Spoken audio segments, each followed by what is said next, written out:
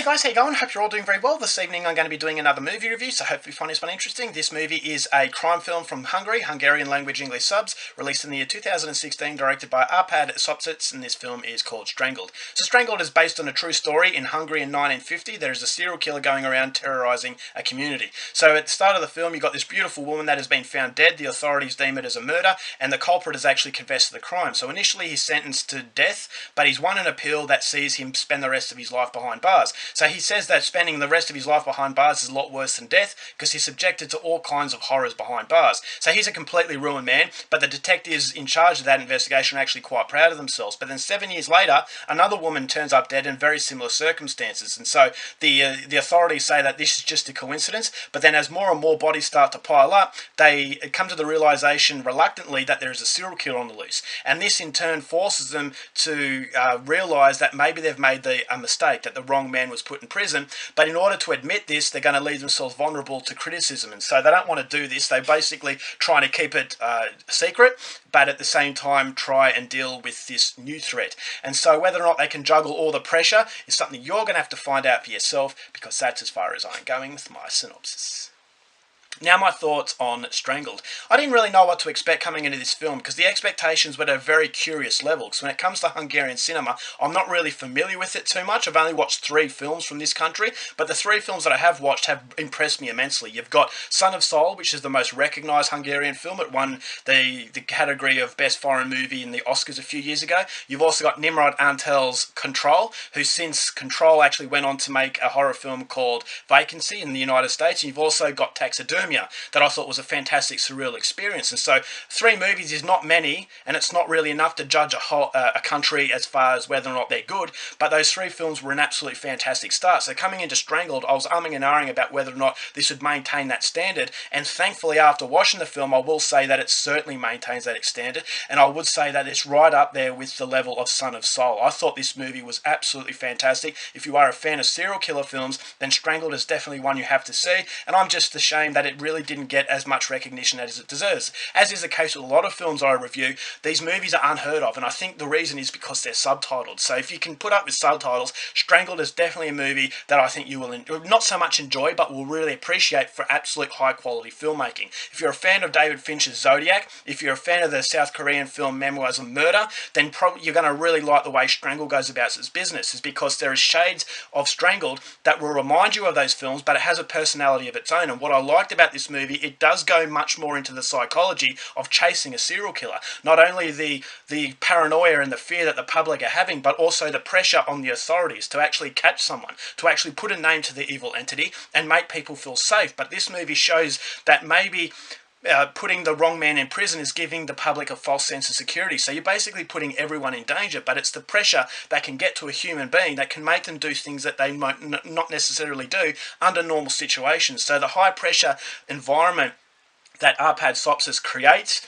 in Strangled just gives it a really deeply psychologically unnerving experience. I thought this was a very, very harsh film. It's a very dark film, not only in the overall tone, but the overall visuals. I thought it was very reminiscent of David Fincher's Zodiac in that it never feels like you're comfortable. It's a very downbeat, dreary, depressing environment, and it's that sheer level of brooding intensity that engulfs not only the viewer, but these characters, and it's forcing these characters to do desperate things. And in desperate measures, you can make decisions that can ruin people's lives. And so everybody is caught in this whirlwind of just torment, and I thought that was something that really complemented the serial killer aspects of this movie, and it made it a lot more frightening. And so you've got 3 different avenues that this movie tells its story. You've got the perspective of these detectives, played brilliantly by the actors portraying them. I thought the acting overall was fantastic. I thought the script was brilliant, and it was just really thought-provoking because these detectives, they're trying to do the right thing. They're being put under immense pressure to basically protect the people that they're being sworn to protect, but then all of a sudden they realise that maybe they've put the wrong person in jail, that they've completely ruined an innocent man's life, and that was the inner turmoil that these characters were going through.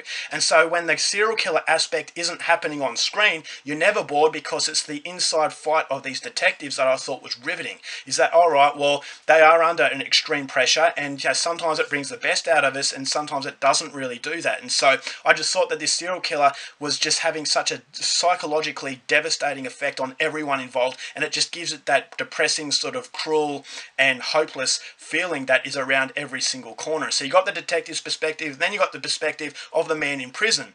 And so this is a guy why did he confess to a crime if he didn't actually commit it? And so there's a lot of mystery to this movie that engulfs the viewer, and it prevents the movie from ever getting boring. It goes for 2 hours, but I thought Arpad Sopsis had the material there to actually use every single minute in a very good way. And so the perspective of the men in jail was just as riveting as the detectives, and then you've got the horror aspect, which is this serial killer. But what I liked about the serial killer aspect is it wasn't glorifying it. It wasn't actually using it in a caricature, entertaining way, which paid a lot of respect to the based on real life respect that this movie needed. This is a real life crime sort of film, and it actually felt like an authentic crime film, because not only is the violence done in a way that it's very hard hitting and a lot of it's implied, but it's also set in the 1950s, and I thought it was a very authentic setting. Is that the hairstyles, the outfits, the cars, everything felt like 1950s.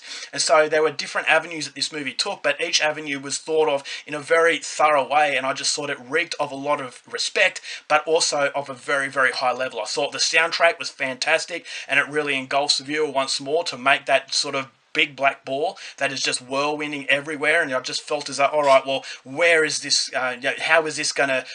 How is this serial killer going to be apprehended? Is he going to be apprehended? And are these detectives going to be able to live with the decisions that they've been made? And so there's so much interest everywhere, and I just think that the director is good enough to rein all that interest and keep it in a way where I thought it was in superb control, and therefore it will come across as just a really rewarding experience. If I have one problem with Strangled, I thought that right at the end, it tied up loose ends a little bit too conveniently, and it was a little bit rushed, which went against the consistent continuity that the rest of the film had. I just thought, or maybe they ran out of time, but some of the conclusions they come up to, I thought, all right, well, that wasn't as natural as the rest of the film was, but that's a very minuscule problem. Pushing that aside, as I said, if you're a fan of David Fincher's Zodiac, if you like serial killer films in general, based on true stories, then Strangled is probably a movie you haven't heard of, but you definitely have to go out there and see it. I thought it was masterfully made. It was actually very thought-provoking, quite depressing, and also very shocking and hard to watch. So if it sounds like your kind of thing, go out there and see it. I'm highly recommending it. I'm going to give Strangled 4 stars. Alright guys, that's it for my review. Hope you enjoyed it. Till next time, keep watching movies, and I'll see you there. Bye.